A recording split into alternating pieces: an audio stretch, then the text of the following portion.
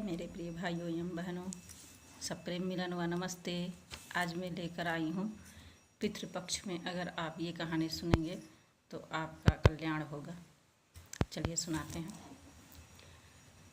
एक आत्मदेव नाम का एक ब्राह्मण था जो संतान के अभाव से दुखी था। बहुत उपाय करने पर भी उसे पुत्र की प्राप्ति नहीं हुई।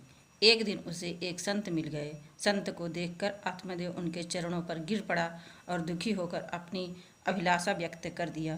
पुत्र प्राप्ति की कामना से आज तक उसने जितनी भी पूजा जब तप ज्ञान हवन यज्ञ आदि धर्म आदि द्वारा प्रयास किया था, सब स्तर बता दिया। आत्मदेव की बात सुनकर संत जी महाराज ने कहा, विप्रदेव, तुम्हारे 7 जन्म तक पुत्र नहीं होंगे।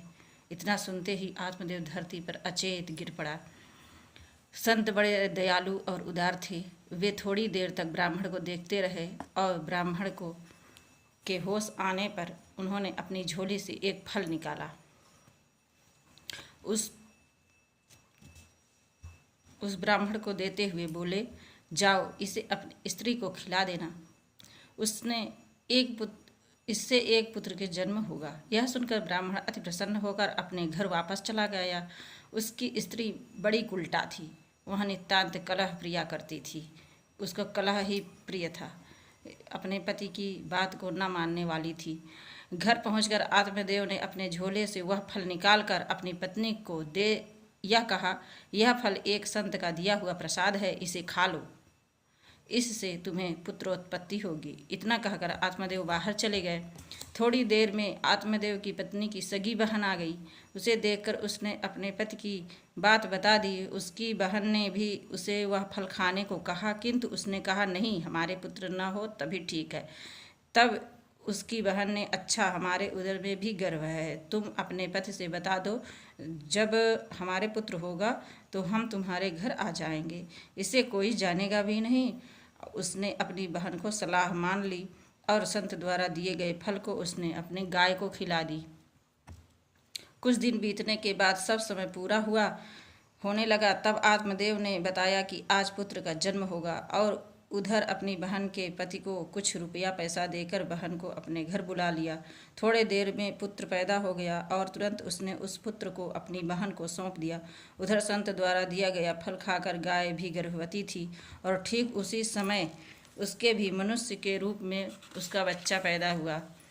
उसका मुखमंडल तेज युक्त और गौर वर्ण था और उसका कान जो था गाय की तरह था, बाकी और सब मनुष्य की तरह था।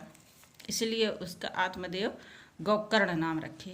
गौ की तरह, गाय की तरह कान वाले थे, इसलिए उनका नाम गौकर्ण रखा। और आत्मदेव की स्त्री का नाम धुंधी थी और उसके पुत्र, और धुंधी बोली कि मैं अपने पुत्र का नाम अपने ही नाम से रखूँगी, तो वो धुंधकारी रखी।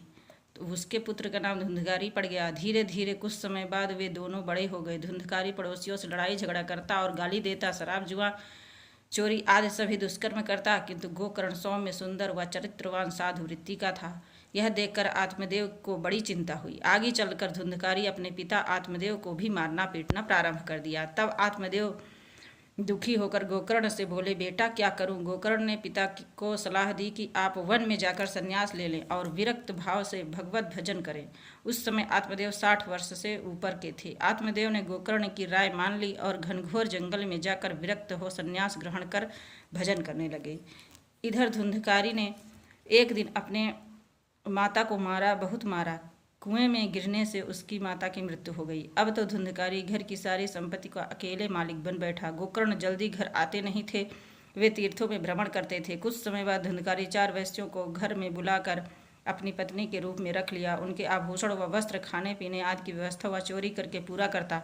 एक दिन वैश्याओं ने विचार किया कि ये हमारे लिए चोरी करता है। जब राजा जान लेंगे तो इसको मार करके हमारी सारी संपत्ति उठा ले जाएंगे। सबने विचार किया कि यह कार्य हम लोग ही क्यों न करें ले। बस दूसरे दिन सोते समय धुंधकारी के गले से रस्सी बांधकर चारों ने जोर से खींचा, लेकिन वह नहीं मरा, बेहोश हो गया। फिर उन्होंने मिट्टी का तेल छिड़ककर उसके सिर शरीर में आग लगा दी। इस प्रकार धुंधकारी भी जलकर मर गया। वेश्याओं ने घर के अंदर ही जमीन खोदकर उसे गाड़ दिया और गांव वालों के पूछने पर बता दिया कि हमारे पति प्रदेश चले गए हैं। दूसरे दिन अवसर देखकर चारों वेश्याओं घर की सारी संपदा समेट कर भाग गई। कुछ दिन बाद जब गोकर्ण लौटकर घर आया तब सूना घर देखकर चिंतित भाव से रात्रि में शयन करने लगे। अर्धरात्रि में प्रेत योनि में भटकता धुंधकारी कभी भैंस के रूप में, कभी भेड़े के रूप में, कभी कुत्ते के रूप में गोकर्ण की चारपाई के चारों ओर चक्कर लगा रहा। यह देखकर गोकर्ण को बड़ा आश्चर्य हुआ और उन्होंने पास में रखे जल को उठाकर अभिमंत्रित कर कर चारों तरफ छिड़क दिया। तब सब गांव गायब हो गए और यह आवाज़ सुनाई पड़ी, गोकर्ण, मैं तुम्हारा भाई धुंधकारी हूँ। प्रेत योनि में पड़ा हुआ मैं अत्यंत दुखी हूँ। भाई, हमारे लिए कुछ करो जिससे इस योनि से मुझे मुक्ति मिल सके।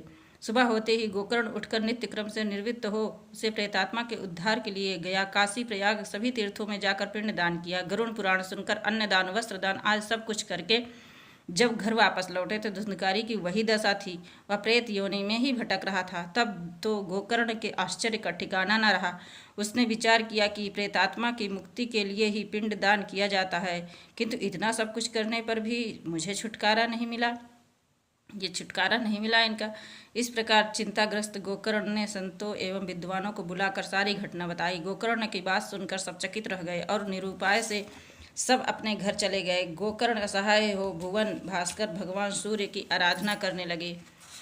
सूर्य भगवान की आराधना करते करते जब सूर्य भगवान उनसे प्रसन्न हुए तो सूर्यदेव की गति रुक गई। प्रसन्न होकर सूर्यदेव ने कहा, गोकर्ण, हम तुम्हारी आराधना से अत्यंत प्रसन्न हैं। तुम क्या चाहते हो? अपनी इच्छा प्रकट करो।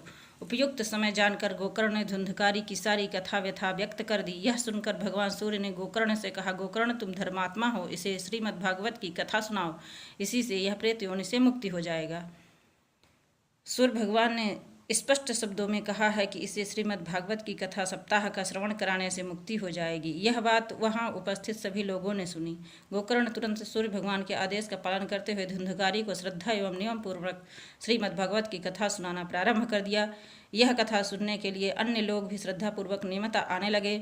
सभी समय से उपस्थित हो जाते थे, किंतु जब धुंधकारी प्रेत योनि में रहकर कथा श्रवण के लिए आया तो उसे कोई उपयुक्त स्थान नहीं मिला और वहां पड़े हुए एक बांस के टुकड़े में बने छोटे से छिद्र में घुसकर बैठ गया और 7 दिन मनोयोग से कथा सुनने लगा। सप्ताह भर बाद जब कथा समाप्त हुई तो उस बांस की 7 गांठें अचानक बड़े जोर से एक एक करके फट गई। उसमें से सुंदर स्वरूप लिए धुंधकारी निकल कर हाथ जोड़कर गोकर्ण से बोला, आपकी कथा से हम धन्य हो गए। इतने में सामने देखा तो विष्णु भगवान के पार्षद विमान लेकर प्रतीक्षा कर रहे थे। धुंधकारी उस पर विराजमान हो गया। यह देखकर सबको बड़ा प्रसन्न हुआ तो गोकर्ण ने पार्षदों से पूछा, मेरे यहाँ तो बहुत से श्रोता श्रद्धा के साथ कथा श्रवण कर रहे थे, लेकिन धुंधकारी मात्र के लिए क्यों विमान आया? तब विष्णु भगवान के पार्षदों ने बताया, हमारे यहाँ वही जाता है जो भगवान का अनन्य भक्त हो और जो इस कथा को सुनता है, पितृपक्ष के समय जो सुनता है वो उसका कल्याण होता है, परम कल्याण होता है।